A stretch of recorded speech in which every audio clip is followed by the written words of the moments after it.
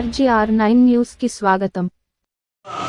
ఆలోని మండలం నాగనాథనల్లి గ్రామంలో పొలం తగాద విషయంలో గుండం అనేటువంటి దళిత మహిళని అగ్రవర్ణాలకు సంబంధించిన వాళ్ళు పెత్తందారులు ఈరోజు ట్రాక్టర్తో గుద్ది చంపడం జరిగింది. ఇది మంచి సంస్కృతి కాదు. భూ వివాదం ఏదైనా ఉంటే రెవెన్యూ అధికారులతో పరిష్కారం చేసుకోవాలా, లేదంటే పోలీస్ స్టేషన్లో పరిష్కారం చేసుకోవాలా. అవసరమైతే ఇంకా పైకోట్లకు వెళ్ళి ఆ రకంగా సమస్యలు పరిష్కరించుకోవాల్సింది పోయి మనుషులపైన ఆ రకంగా మహిళను కూడా చూడకుండా మరి ట్రాక్టర్తో గుద్ది చంపించడం అనేటువంటిది సరైన పద్ధతి కాదు. అట్లాగే గతంలో కూడా ఇట్లాంటి ఘటనలు జరిగినాయి, గత వైసీపీ ప్రభుత్వం హయాంలో కూడా.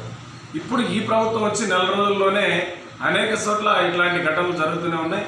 అందులో ఆదోని మండలంలో ఇట్లాంటి సంస్కృతి అంటే డైరెక్ట్గా భూతగాద విషయంలో ఒక మహిళని కూడా చూడుకోకుండా దాడి చేయడం అనేటువంటిది కరెక్ట్ కాదు.